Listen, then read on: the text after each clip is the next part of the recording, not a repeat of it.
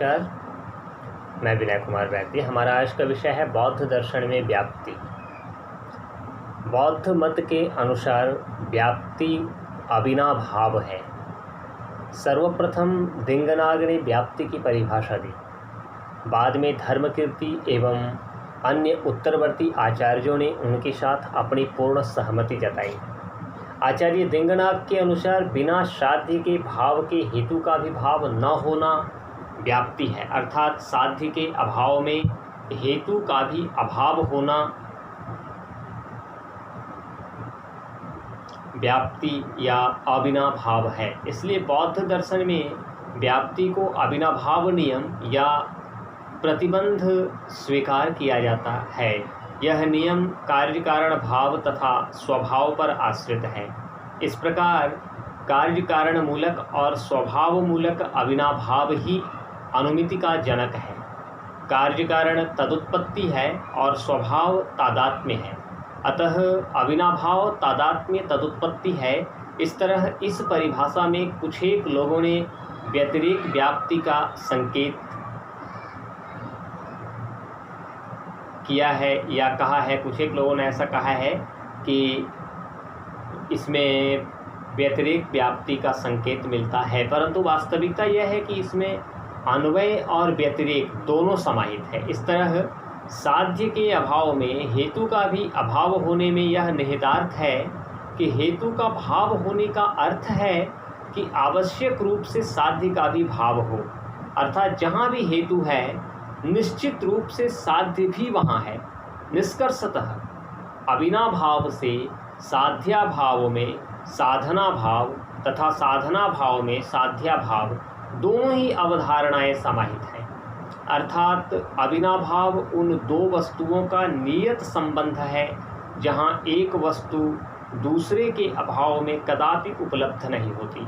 जैसे धुआं अग्नि के अभाव में कदापि उपलब्ध नहीं होता, इस तरह धुआं उत्पत्ति में साधन व्याप्य और साध्य व्यापक होता है। धुआं की उत्पत्ति में साधन व्याप्य और साध्य व्यापक होता है तथा अभावात्मक स्थिति में साधन अभाव व्यापक तथा साध्याभाव व्याप्य हो जाता है।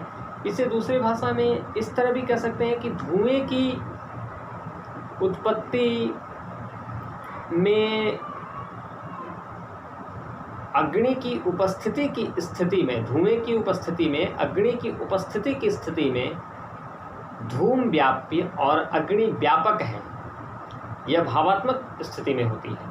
अभावात्मक स्थिति में अग्नि के अभाव में धुएं का अभाव होगा।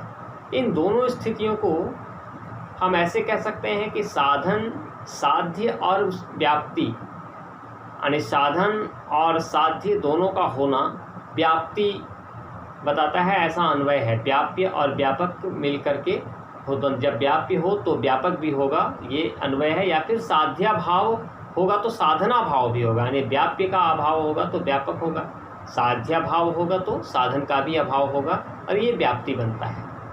तो व्याप्ति अर्थात धुआं है, जहाँ जहाँ धुआं है वहाँ वहाँ अग्नि होगी, ये कहें तो इसका ठीक विपरीत ये भी कहेंगे कि जहाँ जहाँ अग्नि नहीं है वहाँ वहाँ धुआं भी नहीं है।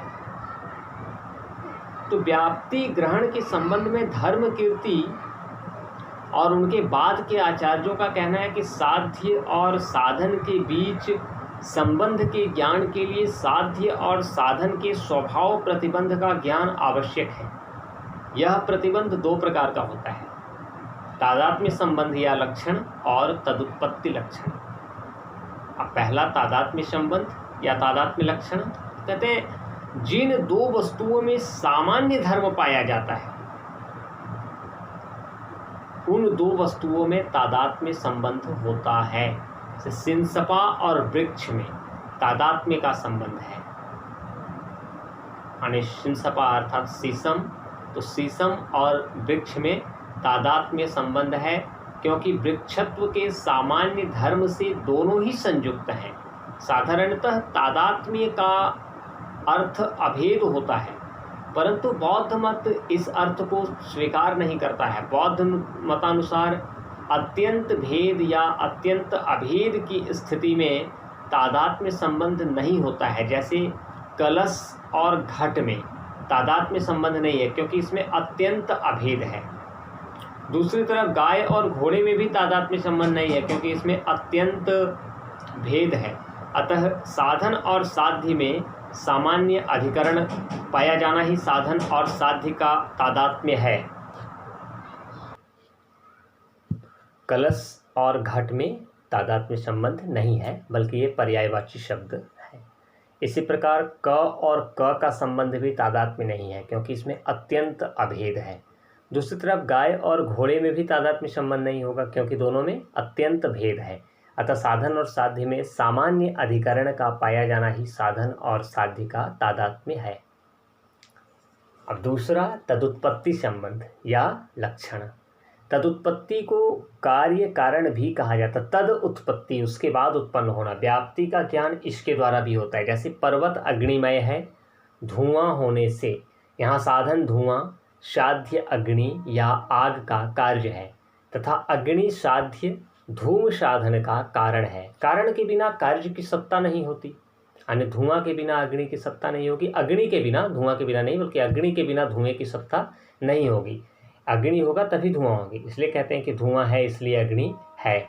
इसलिए कारण रूपी अग्नि के अभाव में कार्य रूपी धुएं का कहीं भी न पाए जाने के नियामक कार्य कारण भाव या तदुत्पत्ति माना जाता है। इस तदुत्पत्ति या कारणता का ज्ञान पंच कारणी से होता है। धर्मकीर्ति के अनुसार कार्य कारण भावाध्वा नियामकात अविनाभाव नियमो दर्शनात् तृण दर्शनात्, यह पंचकारणी है जो इन्होंने बताया कि कार्य कारण भावाध्वा नियामकात अविनाभाव नियमो दर्शनात् तृण दर्शनात्। ये पंचकारणी पहला है, कारण की उत्पत्ति के पूर्व कार्य का आदर्शन अनुपलभ्य, यथा अग्नि की उत्पत्ति के पूर्व धूम की सत्ता का ज्ञान नहीं होना। दूसरा, कारण का दर्शन, यथा अग्नि की सत्ता का ज्ञान होना। तीसरा, कारण के दर्शन के अनंतर तत्काल कार्य का दर्शन, यथा अग्नि के दर्शन के उपरांत तत्काल धूम का दर्शन। ये तीसरा है।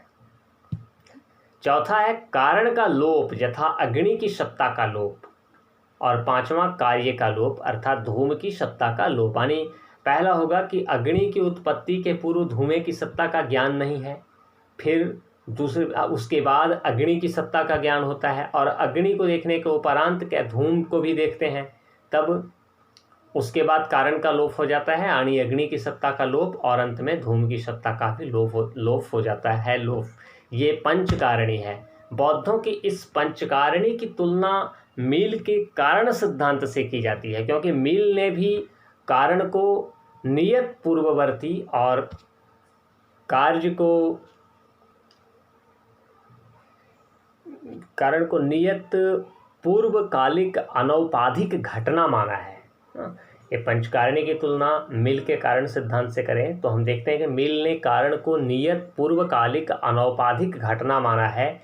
साथ ही मिल ने कार्य कारण विधि की परीक्षा प्रायोगिक विधियों से भी किया, जिसमें अन्वय व्यतिरेक मुख्य विधि है। बौद्ध भी अपने कारणता को अन्वय व्यतिरेक विधि से सिद्ध करते हैं।